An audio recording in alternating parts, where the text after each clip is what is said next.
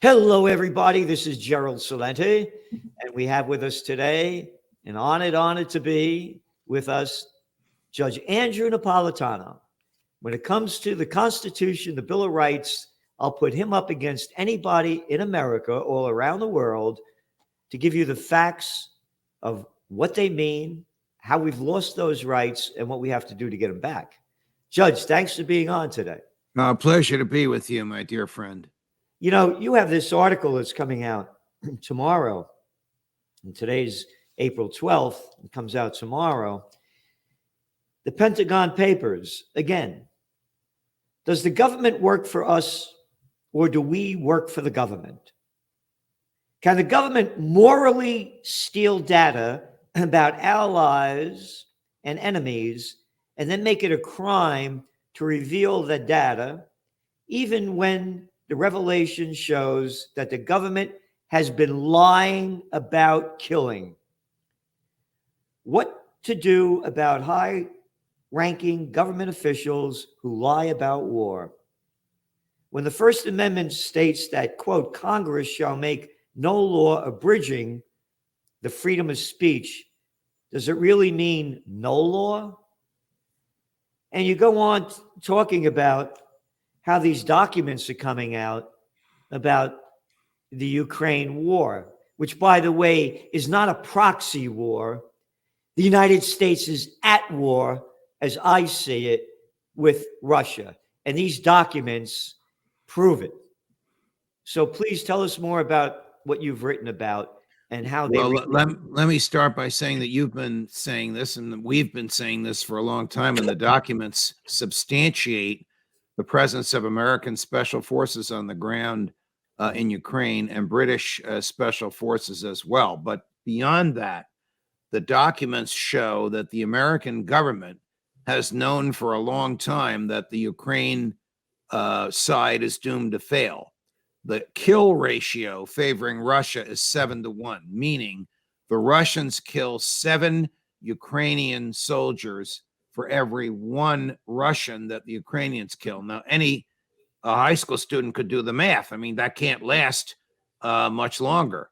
Ukraine is already down to the point where they are kidnapping people your age and mine, males your age and mine, and 16 and 17-year-olds, training them for 2 weeks and then pushing them to the front lines, from which, of course, they never return. So the government has known that Ukraine was about to lose. When Secretary of Defense Austin testified before the Senate Armed Services Committee, he lied by saying, yeah, Ukraine is in great shape, look for a good spring, and look for many battle successes in the winter, because he already knew about this kill ratio.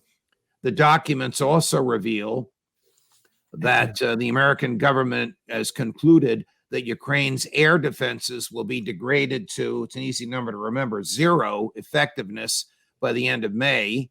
And former 4-star general, former member of the Raytheon board of directors, now Secretary of Defense Austin, knew about that when he materially misled the Senate Armed Services Committee.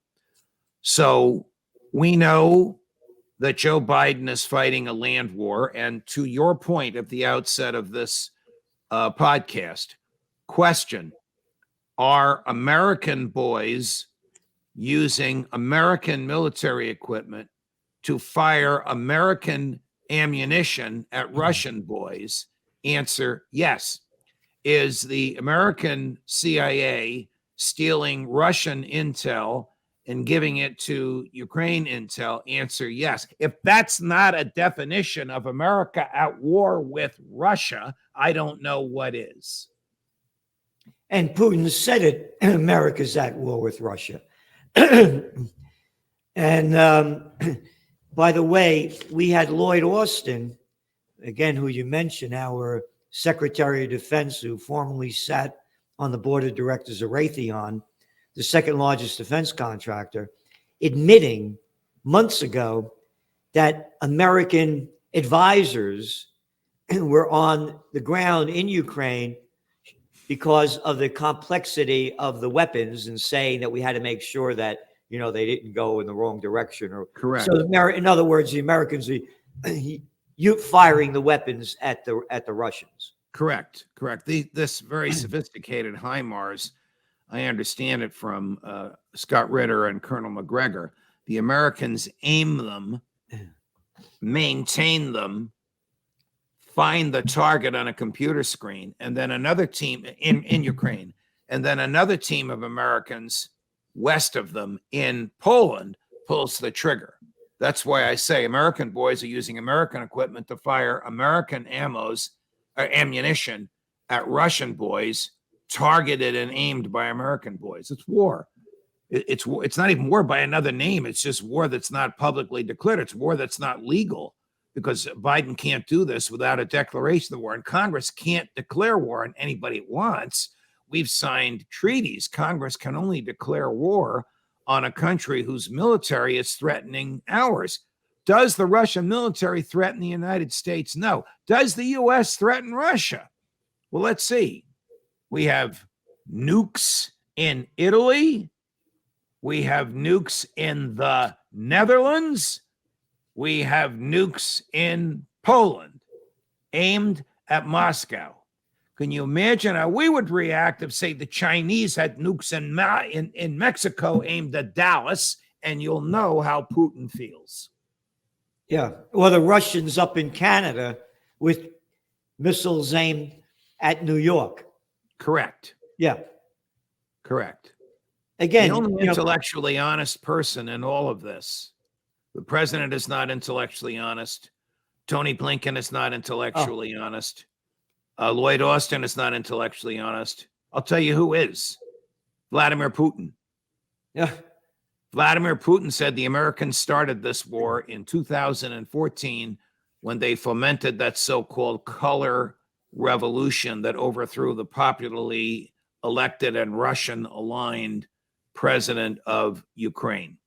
The Americans started this war when they moved NATO 800 miles eastward, contrary to the promises that Jim Baker and George H.W. Bush made to Mikhail Gorbachev. And as if to poke the NATO elbow in Putin's ribs, what did they just do? Join Finland to NATO. At the height of this war, added another 800 miles of a common border between Russia and NATO. So these characters, these creeps in NATO and in the State Department, they want war. Victoria Nuland, you remember her from the Trump impeachment. She's number 3 in the State Department. She said, we won't rest until the Ukrainian flag is flying over Crimea. Let me tell you that there is more of a chance of Arizona being given back to Mexico than the Ukrainian flag flying over Crimea. Crimea has been part of Russia since 1730. Yeah, this is the Trends Journal magazine from back in 2014. See how happy that guy is.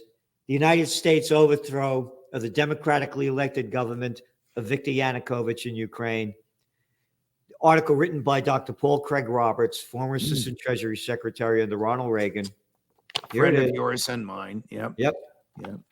Washington is driving the world to the final war. Ukraine presented the perfect opportunity for Washington to advance its hegemonic agenda. In a speech at the National Press Club last December, which means December 2013, and anybody could Google it up, Assistant Secretary of State Victoria Nuland boasted that Washington had invested $5 billion in non-governmental organizations, NGOs, in Ukraine for the purpose of the NGOs to teach democracy to the people of Ukraine. In other words, a coup in the streets. Yep. Now, that $5 billion, you will never find that in the American federal government budget, even though the Constitution says no monies shall be spent from the Treasury, but for those recorded in a public journal. I'm almost quoting verbatim.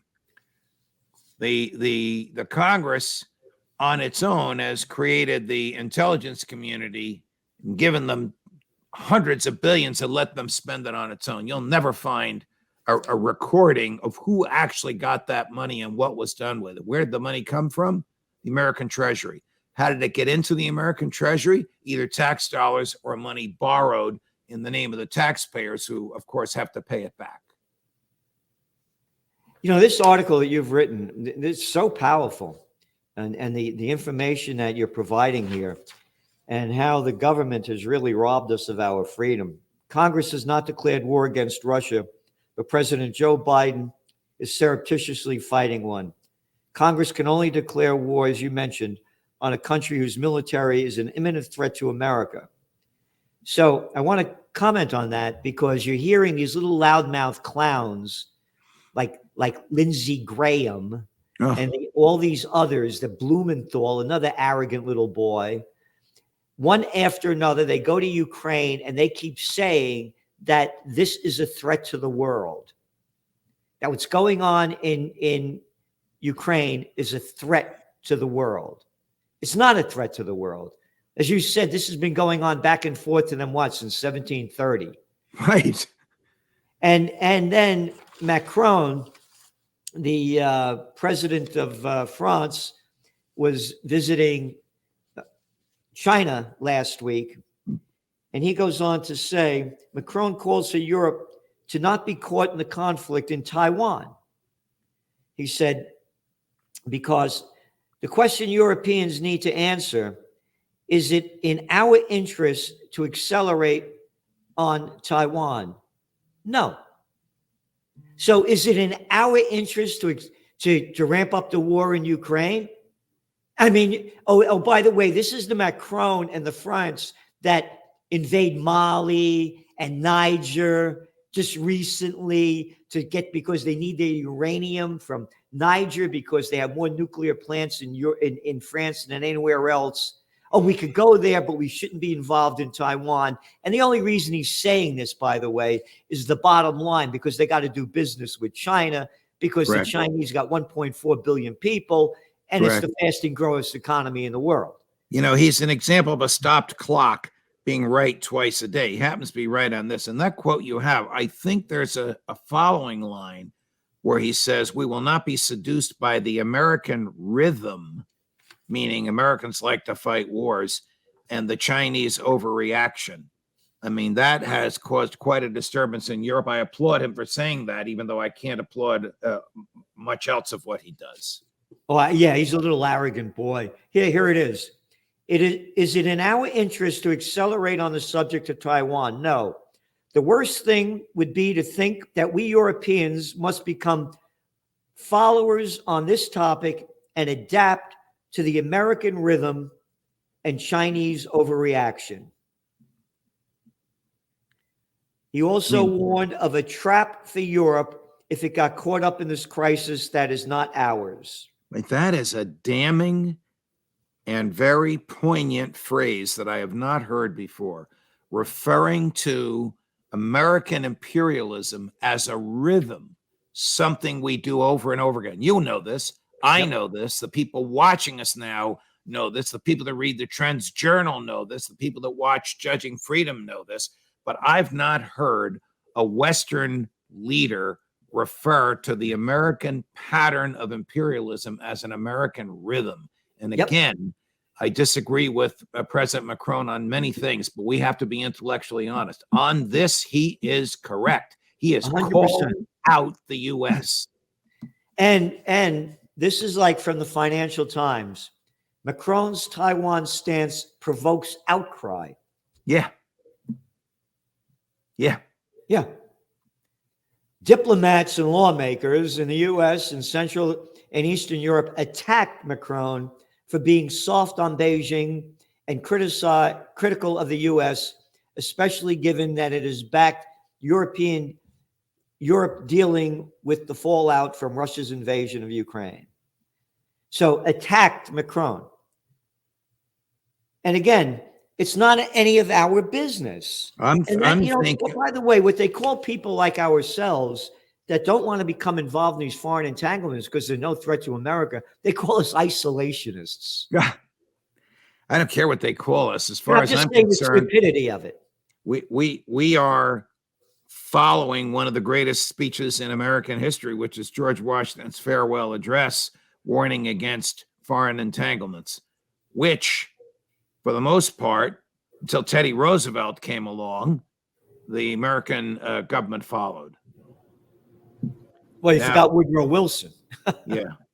Well, Teddy preceding Wilson. Oh, I'm sorry. I thought you meant FDR. You're right. Teddy Roosevelt. Yeah. Wilson, of course, doing far more damage with World War I and all the other stuff. Yeah, I was thinking FDR. Yeah, what Teddy Roosevelt, the invasion of Cuba, and we still got Guantanamo over there, right? Right. It's a lease. When does that lease expire? Who do we send our lease payments to? I mean, it's a farce. Just stole the property. Yep. 40,000 square miles. That thing is half the size of New Jersey. You know, there's another article that came out, and public support among the United States voters is ebbing for the Ukraine war. They say it's fallen from 60% last May to 48%.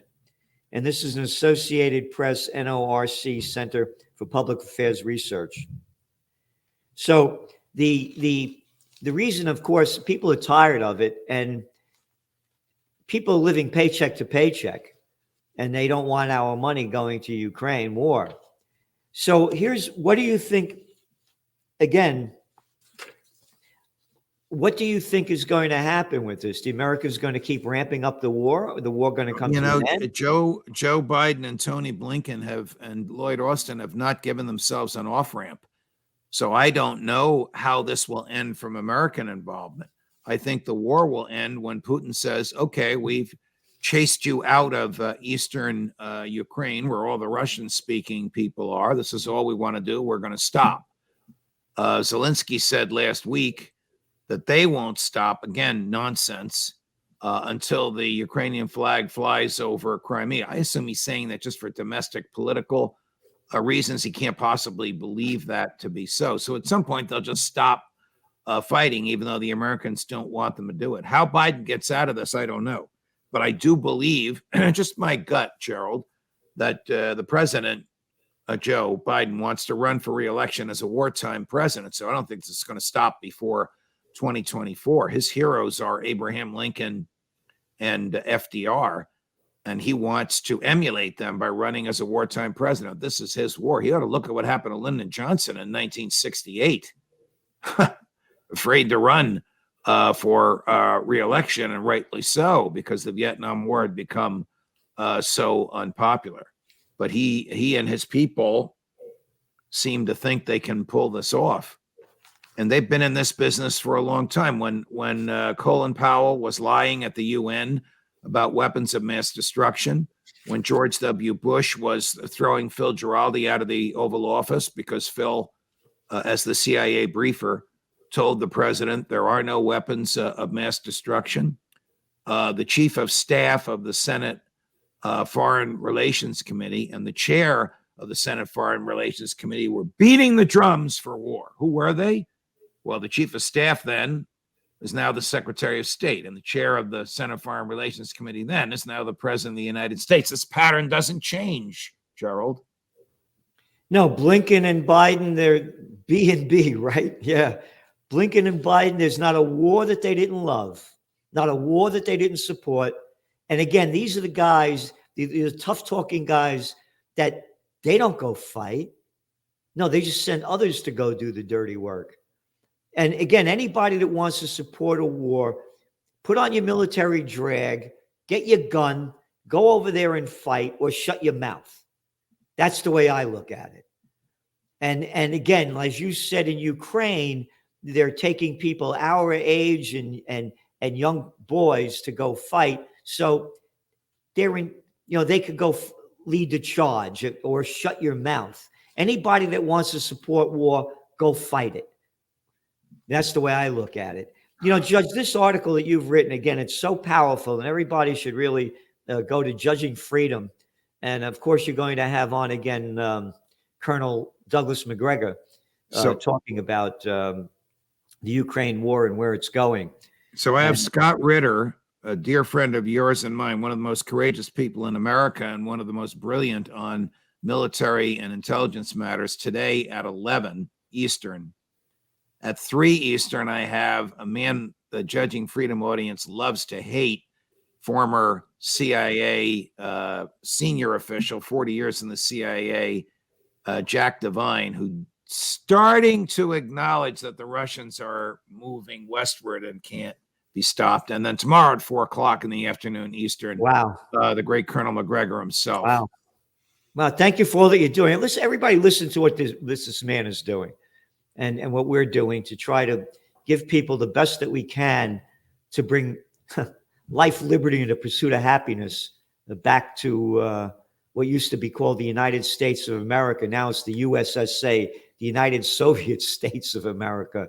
And by the way, everyone, May 27th, up here in Kingston, New York, on the Four Corners of Freedom, we're going to have another Peace and Freedom rally. It's going to be called Make America Healthy Again in every way that we can. And Judge Napolitano is going to be a speaker, Gary Null, John Whitehead, and others. And we're going to do everything we can to restore the American spirit that has been stolen away from us. And it's time to do it because most people are fed up with the establishment system anyway. And we need to build the path back to what it used to be. And Judge Napolitano is doing everything he can to do it. Judge, thanks for being here today. Thank you, Gerald. Always a pleasure. Until next Wednesday, my friend. Ciao, ciao.